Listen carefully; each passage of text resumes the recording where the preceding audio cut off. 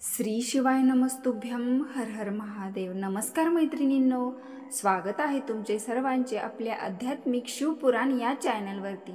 देवादिदेव महादेव म्हणजेच नाथांचे नाथ भोलेनाथ यांच्या कृपेने तुमच्या सर्व चांगल्या इच्छा पूर्ण होत। चला तर मग आपल्या आजच्या नवीन व्हिडिओला सुरुवात करूयात। मैत्रिणींनो, एक लोटा जल भगवान शिवाला समर्पित केल्याने कोणते दोष समाप्त होतात, तसे शिवपुराणातील जलदाहीचे जे महत्त्व आणि फायदे आहेत ते आज आपण व्हिडिओमध्ये पाहणार आहोत। तर नंबर 1, भगवान भोले बाबा म्हणतात, तू माझ्यापाशी आलेला आहेस, मागू काहीच नकोस, फक्त मला जे स्नान घातले आहे ते माझ्या चरणापासून घेऊन जा आणि ते जल सगळ्या घरात शिंपडून दे। तुझ्या घरात सुख संपदा ने घर भरवणे माझे काम आहे। जिथे माझ्या चरणाचे रज पोचते तिथे सुख संपदा स्वयं पोचते। मी तिथे पोचून जातो। प्रत्येक जण पूजन करतात, जल ही समर्पित करतात, परंतु घरी येताना खाली मोकळा कलश घेऊन येतात। भगवंताला इतके वाईट वाटते की माझ्या दरवाजावरून कलश खाली घेऊन जात आहात। मला किती वाईट वाटत आहे। जो येईल तो भरून घेऊन जाईल। घरी येताना 2 थेंब का होईना जल घेऊन यावे, त्यातच बरकत आहे। नंबर 2, आपण घरातून जल घेऊन जातो।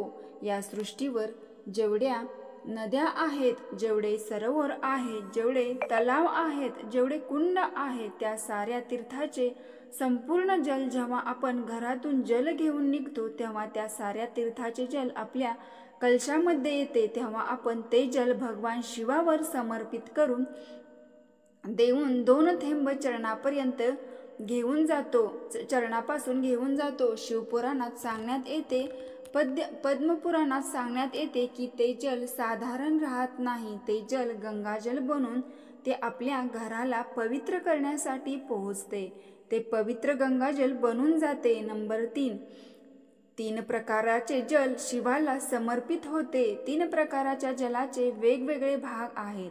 पहिला जल, साधे जल, घरातून पाणी घेऊन गेले, जल घेऊन गेले, भगवान शिवाला समर्पित केले, तो आपण आपला घराचा ॲड्रेस सांगितला, भगवान शिवाला जल समर्पित करून आपल्या आनंदासाठी भगवान शिवाकडून काही प्राप्त केले।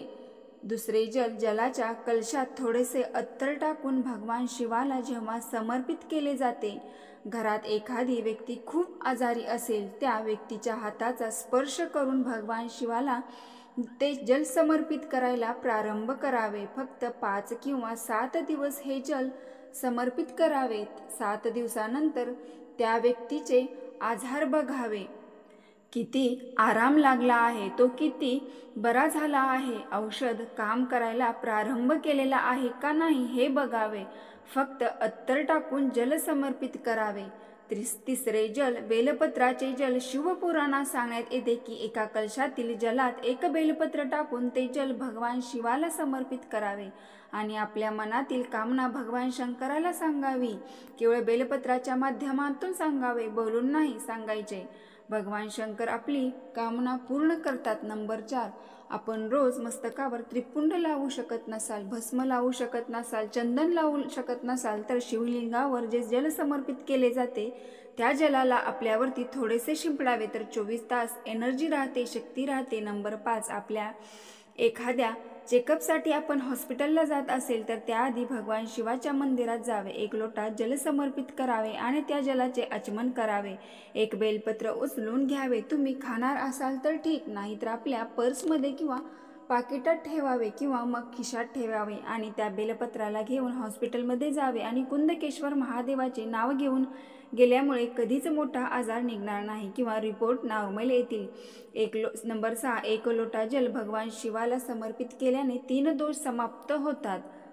पहिला, भगवान शिवाच्या शिवलिंगाला जल समर्पित केल्याने पितृदोष समाप्त होतो। दुसरा, भगवान शिवाला जल समर्पित केल्याने वास्तुदोष समाप्त होतो। तिसरा म्हणजे भगवान शिवाला 1 लोटा जल समर्पित केल्याने कालसर्प दोष सुद्धा समाप्त होतो। नंबर 7, आपल्या स्वयंपाकघरातून जे जल आपण घेऊन जातो आणि भगवान शिवाला समर्पित करतो त्यांनी आपला वास्तुदोष समाप्त होतो। नंबर 8, आपल्या घरातील माठ, हंडा, त्या ठिकाणी पितरांचे स्थान असतात।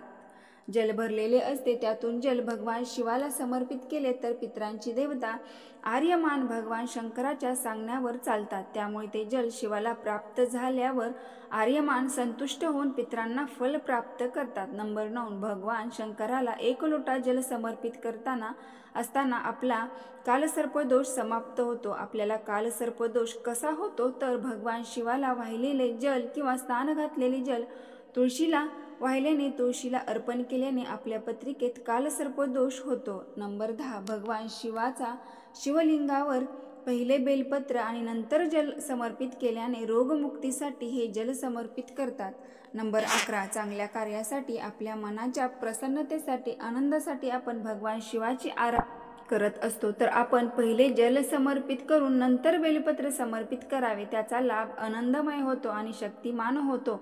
नंबर 12, भगवान शिवाला ज्यावेळेस आपण रोज सकाळी जल अर्पण करतो ते अर्पण केलेले जल आपण एका पात्रात घेतल्याने एक असा नियम ठेवायचा की रोज आपल्याकडून ते जल दान झाले पाहिजे. म्हणजे ते जल आपल्या घरातील प्रत्येक व्यक्तीला तसेच आजूबाजूला असणाऱ्या व्यक्तीला 2 थेंब का होईना ते जल दान करावे. दान केल्याने शिवशंकर आपल्या खात्यात पुण्यकर्म प्राप्त करतात. आपली जी काही मनोकामना आहे, इच्छा आहे ती पूर्ण करतात.